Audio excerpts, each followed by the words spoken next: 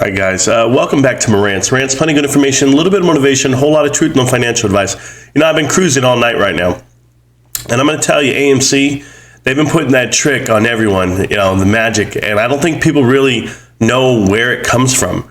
You know, I told you guys a long time ago, it's between Sean Goodman and Adam Aron, the two worst CEO, CFO combinations in the country. They are running this company to the ground. If you could hear them, the way they talked in 2020 on the conference calls versus the way they talked in that first one, quarter one, 2020, or quarter four, I should say, for 2020, it's crazy. It's night and day, and it's because of the stock and the run and all that nonsense that they knew they had you on the hook at that point. But listen to this, Sean Goodman and Adam Aron both right here. Watch this. Sure. So from a liquidity point of view, one thing I'll give you that might be quite helpful. So we disclosed that at the end of June we had $498 million of cash available to us. They got the cash for the debt exchange by selling shares, guys. And I'll explain all that right now in a minute. And when you think about then our run rate, assuming that the theaters remain closed, right, throughout the remainder of 2020. So in that scenario, we continue to spend roughly $100 million a month. That'll take us into early 2021. Did you hear that? Did you hear that? He said, less interest. You see, he's getting coached by Adam Aron what to say. So he's talking, and then he said, less interest. Because he wants you to know that they're on the good side of this. So watch what he does. He comes back, and then Adam Aron wants to talk now. Watch this. Obviously, we benefit from no interest. As a result of the debt exchange transaction, we benefit from the interest savings from PIK interest. That kicks in at various points in time during the year, so that will give us some additional liquidity as well. So that should give you an idea of kind of how things look should everything remain closed right through 2020. And before Sean goes to the second question, I just want to weigh in. Megan, we're not done yet. We have identified other ways to bolster our liquidity if we need to bolster our liquidity even further. It's called sell more shares. And these are options that we think are well within our grasp. But of course, the modeling that Sean just described assumes that all of our theaters are shut. Already that's not true, right? Already a third of our theaters are open in Europe. We think all of our theaters will be open by Tenet's August 26th release. And we ought to be able to open at least two-thirds of our theaters this month in the United States. Stop right there. Guys, he just broke an SEC law, okay? There's rules out here. He's forward-thinking on his call. You cannot do that. You cannot make forward-leaning statements, and that's what he's doing. I think we will, we could, we should. You can't do all of this, and he's doing it blatant because he wants to take people out of the realm of thinking, hey, these guys are about to go under. Now, if they say they have enough money, this is what triggers me, okay, guys? We have enough money to go through the first quarter of 2021. We're going to be fine, even if all the theaters are never opened, guys. If they're never opened, they're still going to be okay. Are they? Because I'm trying to figure it out why they did this. This is quarter four right here, 2020. Quarter four, this is now that they know that they have you, the retail investor, on their side. What did they have now? Now they have a skip in their step, a swing in their voice. Look, watch this. For the past 12 months, our overarching focus has been raising capital to ensure our survival during this dreadful pandemic. Raising capital. As Sean just described, we did just that, meaningfully extending our financial runway. At this point, with any semblance of even a partial recovery of movie theater revenues beginning this summer, we have enough cash to make it all the way through the end of 2021 and beyond. Oh, Adam Aron just lied right now. We have enough cash to make it well beyond 2021 and beyond. Do you? Because you sold at the peak. You sold even during the run-up. You see, guys, there was an earnings call, and there's an interview, too, that I'll keep breaking down. There's more. There's more out here where he keeps lying to people. See, I don't forget earnings calls. I listen to all of them, even the past ones before the run-up, before all you guys got involved in this stock. No, been lying for a long time, this guy. And what does he say? They have enough cash. Well, let's see what they did. They gave Mudrick a sweetheart deal at $2 a share. They sold over, and I have it here, 278 million shares for $800 million. That's what you sold at $4 a pop on average? And you're saying you did them up? No, this is why you sold it to them on the next run up. You felt obligated to do it because they kept you afloat. And not only did they do this plain as day, you know what they did after this? They went and gave themselves, in March, it was announced, they gave the whole board of directors, all the senior staff, bonuses.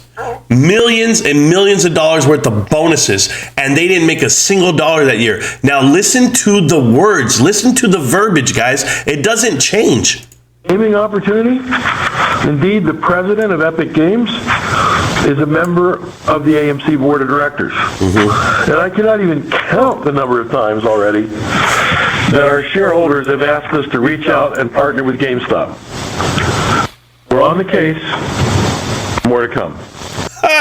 We're on the case with GameStop. No, you're not.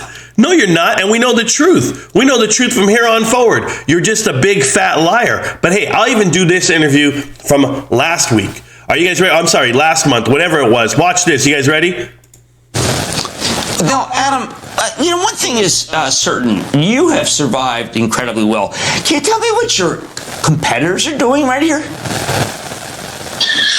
Well, look, my job's not to run my competitors, it's to run AMC. And what we did, starting in April of 2020, when the pandemic forced us to close all 1,000 of our theaters worldwide in a week, and we lost 99.9% of our revenues in a week, we started raising money. Started raising money. That's code for deferred rent, asking for more debt, and selling shares, diluting their stock. This is how you survive. Go look at Cinemark, guys. I already told you, Cinemark CEO bought $4 million of his own stock. This guy put back into money into his movie theater business, not these guys. These guys are snakes. They wanted it to go all the way down to zero. But here's what they'll do. And between equity that we raised and debt that we raised. How do you raise debt? He raised debt? Great. So watch this, $5 billion. You ready for it? Here it comes. Concessions we got from our lenders and our landlords and even our employees sacrificed. I furloughed myself back in 2020. Oh, you furloughed yourself? You gave yourself a $5 million bonus, bonehead. Oh, and you awarded yourself some shares that you just sold this year at the peaks. And when I say peaks, go ask any of your investors right now, Adam, Aron, how many of them would like to sell at 40, 30, and 20, right where you sold? How many would love to sell at these price points? All of them right now, because they want to get the hell out of the way. AMC raised more than $5 billion. I think he uses the word raised instead of created debt or took on debt or carrying over debt or swinging debt. I mean, I can say it any way you want to, but he raised capital. Here you go. He's going to tell you how much cash they have. But I want to remind you what you just heard, okay? Watch this. It was the raising of that cash that put us in a position to weather this horrible pandemic. We did end the second quarter of this year with $2 billion of cash. You ended the second quarter this year with $2 billion in cash, Adam, Aron. Why? Why? You have enough money, according to your last earnings calls, and I'm listening to all of them, you have enough money to carry you through this year and to years and beyond. You already have enough cash, but you're still diluting shares. You're still selling off shares yourself. Nothing's changed. It's because you lie. You lie and you think people don't remember what you said the previous earnings call. Do you remember the one where you said, I want my executives to hold more than 5 years of salary? I want them to hold more than 5 years of salary worth of their shares. Sean Goodman holds 0 shares. You hold 200,000 shares right now. You hold nothing. No, you're vested, unvested, gonna come around. I'm gonna get awarded 2 million shares. You don't have them yet because chances are you're 67, right? You're estate planning, right? And go ask any real investor or real CEO for that fact, are they selling their shares right now? Tim Cook does it because he runs the #1 company in the world, right? Elon Musk he's the richest man in the world. You're not them. You're just a dude with a suit and a cheap one at that. And you're running your company to the ground. And here you are wanting to bank $60 million worth of shares. I know how it works, bro. I know and then it's 60% of my salary. No, it's not. No, it's not. Your salary's like $1 million, dude. Go read the fine print.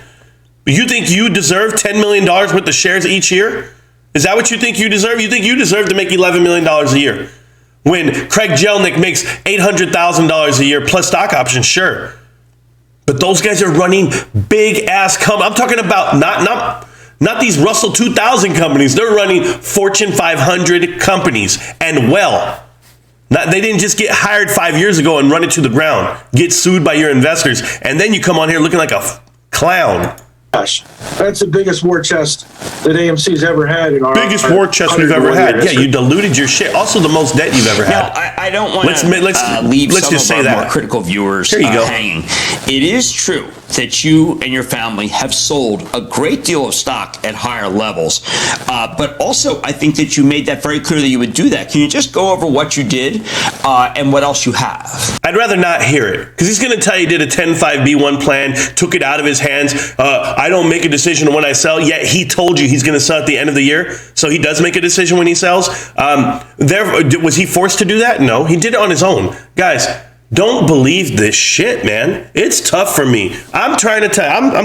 I just keep doing it. I can't. I try to walk away. I try not to look at it, but it's like a car accident. You see it happening, you're like, oh, but I can't. You guys keep watching them. It's fine. Guess what? Nobody even watches my Adam Aron hate videos. They don't even get 200 views, whatever it may be. So it doesn't matter. But yeah, keep buying GameStop. Keep buying AMC. Keep buying whatever the hell you want to buy. This dude right here, flat out liar, and he's been lying for months, for years. And no one wants to call him out on it. Every time, Adam, I'm still here. I'm in your head. Yeah, dream with me, baby. I'm here. I'll see you around.